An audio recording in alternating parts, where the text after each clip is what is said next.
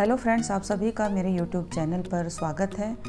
आज मैं आप सबके साथ रोज़ सुबह शाम घर में पूजा करते समय हमें किन बातों को ध्यान में रखना चाहिए वो सब मैं आपके साथ शेयर कर रही हूँ। यदि आप मेरे चैनल पर नए हैं तो मेरी वीडियो को लाइक और मेरे चैनल को सब्सक्राइब ज़रूर कर लें और बेल आइकन को भी प्रेस कर लें ताकि आप इस तरह की सभी वीडियो आप अपने फ़ोन पर देख पाएँ, कोई भी वीडियो मिस ना कर पाएँ। तो पूजा करते समय पूजा करने वाले का मुख सबसे पहले उत्तर या पूर्व दिशा की तरफ होना चाहिए। कहते हैं कि पूजा करने के लिए उत्तर और पूर्व की दिशा सबसे उत्तम दिशा बताई गई है। यदि आपके घर में ऐसा संभव नहीं है तो पश्चिम की तरफ मुँह करके भी हम पूजा कर सकते हैं, लेकिन दक्षिण की तरफ मुँह करके पूजा नहीं की जाती है। दक्षिण की तरफ पूजा केवल हम श्राद्ध पक्ष में ही कर सकते हैं। पितरों का तर्पण करने के लिए दक्षिण की तरफ मुँह करके पितरों का तर्पण किया जाता है। और पूजा करने के लिए आप ऊनी या कुसा के आसन का प्रयोग करें। आसन का कलर लाल या पीला ही रखें तो ज़्यादा अच्छा होगा।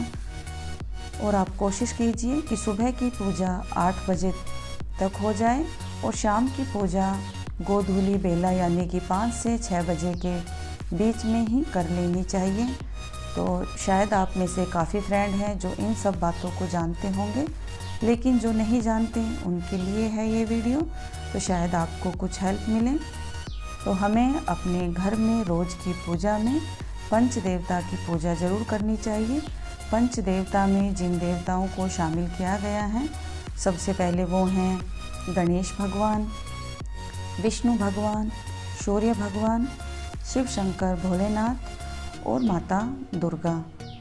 तो आप इनको ध्यान में रखें, गणेश जी भगवान का, विष्णु भगवान का, सूर्य भगवान का, शिव शंकर भोलेनाथ का और दुर्गा माता का रोज़ पूजा अर्चना आप ज़रूर करें। कहते हैं कि रोज़ पूजा करने के लिए गणेश जी भगवान का विशेष महत्व है। जब तक हम गणेश जी भगवान की पूजा नहीं करते हैं तो कोई भी देवी देवता हमारी पूजा को स्वीकार नहीं करते हैं। तो इसलिए सबसे पहले गणेश जी भगवान की पूजा करनी चाहिए। सूर्य देवता जो हैं वो नवग्रह के राजा माने जाते हैं। नवग्रह हमारे जीवन के अच्छे बुरे सभी कर्म का फल देते हैं। इसी प्रकार भगवान शिव व विष्णु जो हैं वो हमारे रचयिता और पालनहार माने जाते हैं, तो उनकी पूजा भी हमें रोज़ करनी चाहिए। माँ दुर्गा की पूजा सबसे अंत में की जाती है। वो जगत जननी जगदम्बा परम शक्ति हैं, तो उनकी पूजा सबसे अंत में की जाती है। प्रतिदिन पूजा करते समय हमें इन बातों को विशेष तौर पर ध्यान रखना चाहिए। हमारे पूर्वजों को और पितरों को, कुल देवता को भी ज़रूर प्रणाम करना चाहिए। और यदि आपके पास समय है तो हमें पंचोपचार से पूजा करनी चाहिए। पंचोपचार पूजा बिल्कुल साधारण सी सरल सी विधि है, तो आप समझिए। पंचोपचार से शायद आप करते भी हों, आपको मालूम भी हो, लेकिन जिनको नहीं मालूम है उनके लिए है। पंचोपचार से पूजा कैसे की जाती है, तो उसके लिए सबसे पहले गंगा जल लेना है, जो हम लोटा लेते हैं सूर्य भगवान को अर्पण करने के लिए। तो उस लोटे में आप गंगा जल ज़रूर डालें। गंगा जल का और तुलसी दल का विशेष महत्व है विष्णु भगवान की पूजा में। तो विष्णु भगवान को तुलसी दल आप ज़रूर चढ़ाएं। तुलसी दल और गंगा जल विष्णु भगवान को अति प्रिय हैं, तो विष्णु भगवान की पूजा में तुलसी दल का विशेष तौर पर ध्यान रखें। और शिव शंकर भोलेनाथ की पूजा में आप सफ़ेद रंग का पुष्प चढ़ाइए। शिव शंकर भोलेनाथ को सफ़ेद रंग का पुष्प चढ़ता है और दुर्गे परमेश्वरी को लाल रंग का फूल चढ़ता है। सूर्य भगवान को भी लाल रंग का फूल चढ़ता है। गणेश जी भगवान को दुर्वा अति प्रिय हैं, तो उनको आप दुर्वा चढ़ाइए। गणेश जी भगवान को तुलसी दल नहीं चढ़ाई जाती है, तो आप इस बात का विशेष तौर पर ध्यान रखें। जब भी आप पंचोपचार से पूजा कर रहे हैं तो लोटे में गंगा जल डालकर कुसा से यानी कि जो दुर्वा होती है उससे आप छींटे दें भगवान को और अपने आप को भी पवित्र कर लें, जिससे कि आपकी पूजा सफल हो।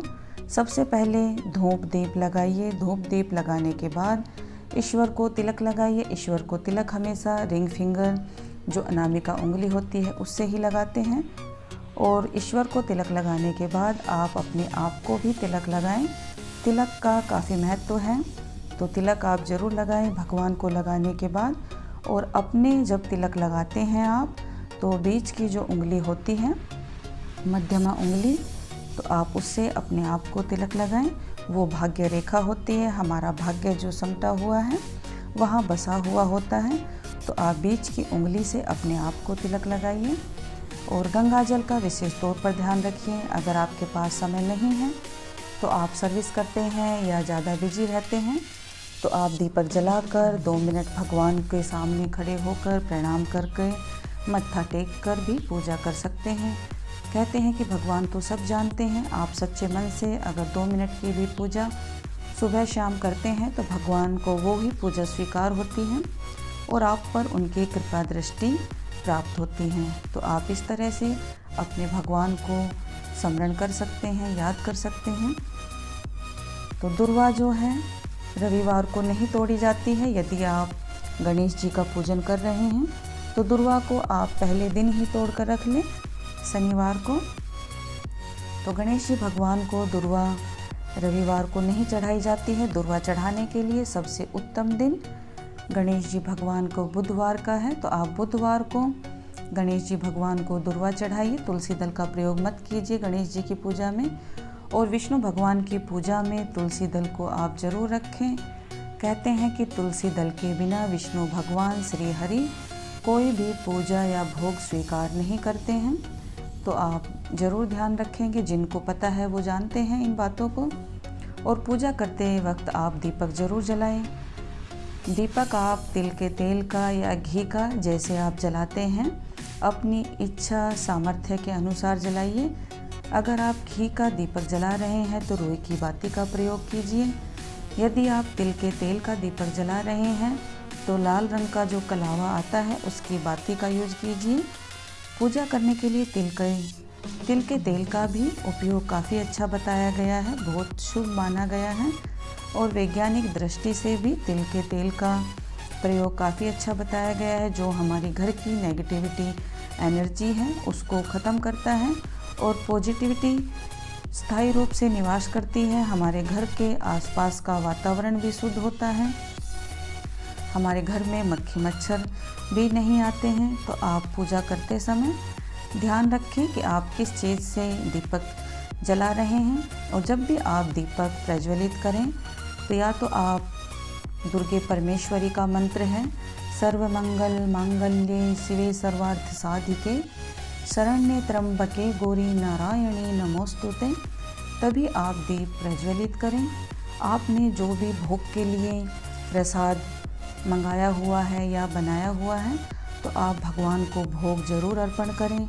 भोग में आप मिश्री हैं, बताशे हैं या फिर गुड़ भी आप ले सकते हैं।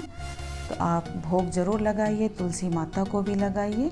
और अपने घर में जो आप पूजा अर्चना करते हैं, तो उसका भी आप भोग लगाइए। घंटी बजाएं आप ज़रूर। घंटी बजाकर पूजा आरती करें। आरती में कपूर ज़रूर जलाइए। कपूर जलाने से जो वायरस है वो ख़त्म हो जाता है। किसी भी प्रकार का वायरस हमारे घर पे प्रवेश ही नहीं करता। तो आप इन बातों का विशेष तौर पर ध्यान रखें। पंचोपचार से पूजा करें। तुलसी दल को तोड़ने का भी कुछ नियम बताया हुआ है। यदि आप तुलसी दल तोड़ते हैं, तो आप ध्यान रखें कि रविवार को संध्या के समय, रात्रि के समय, एकादशी, द्वादशी, अमावस्या, संक्रांति के समय आप चंद्र ग्रहण, सूर्य ग्रहण के समय तुलसी दल को आप ना तोड़ें। फिर आप कहेंगे कि कब तोड़ें, तो तुलसी दल को आप कोई भी पवित्र दिन, पवित्र तिथि को तोड़कर रख सकते हैं। कहते हैं कि तुलसी दल और बेलपत्र 11 दिन तक बासी नहीं माना जाता है। यदि हम ईश्वर को उनको अर्पण कर देते हैं, चढ़ा देते हैं, तो पुनः दोबारा से उनको गंगा जल के छींटे देकर भगवान को फिर से चढ़ा सकते हैं। विष्णु भगवान को पीला पुष्प अर्पण करें और शिव शंकर भोलेनाथ को सफ़ेद पुष्प अति प्रिय हैं। विष्णु भगवान को पीले वस्त्र, पीली चीज़ें ज़्यादा प्रिय हैं। और माता लक्ष्मी, दुर्गा परमेश्वरी और तुलसी माता को, हनुमान जी को आप लाल रंग के पुष्प ज़रूर चढ़ाइए। उनको लाल रंग के पुष्प प्रिय हैं। सूर्य भगवान को भी लाल रंग का पुष्प ही चढ़ाते हैं। तो आप इस तरह से पूजा कर सकते हैं। सूर्य भगवान को जब आप लोटा अर्पण कर रहे हैं तो उसमें लाल रंग के पुष्प और गुड़ मिलाकर आप सूर्य भगवान को जल दें। इससे सुख सौभाग्य की प्राप्ति होती है, घर में सुख शांति बनी रहती है। तो आप इन छोटी छोटी बातों को विशेष तौर पर ध्यान रखें। घर के मंदिर में यदि हम पूजा करते हैं तो घंटी ज़रूर बजाइए। घंटी बजाना बहुत शुभ माना गया है। घंटी बजाने से भगवान के कानों तक हमारी जो प्रार्थना है वो पहुंचती है और जल्दी ही हमारी प्रार्थना को शिव शंकर भोलेनाथ, विष्णु भगवान, माता पार्वती सभी देवतागण स्वीकार करते हैं। और देखिए, जैसे भी आपसे पूजा बनती है आप वो कीजिए। अंत में क्षमा याचना आप ज़रूर करें। क्षमा याचना करने से जैसे भी हमने पूजा की है वो सभी भगवान क्षमा कर देते हैं। यदि आपको मंत्र आता है तो मंत्र कीजिए। आवाहनम न जानामि विसर्जनम पूजा चैवम न जानामि क्षमस्व सर्वदेवम। यदि मंत्र भी नहीं आता है तो सीधे सरल स्वभाव से बोलिए कि हे विष्णु भगवान, हे श्री हरि, हमारी पूजा अर्चना में, प्रार्थना में यदि कोई भी त्रुटि है तो आप क्षमा करें, हमारी पूजा को स्वीकार करें। और खड़े होकर आप उस जल को सूर्य भगवान को अर्पण कर दें और जो आसन बिछाया हुआ है आसन को उठाकर रख दें और धरती माता को 3 बार प्रणाम करें। तो आपको मेरी ये वीडियो कैसी लगी कमेंट करके ज़रूर बताएं। मिलती हूँ आपसे एक नई वीडियो में, तब तक के लिए धन्यवाद।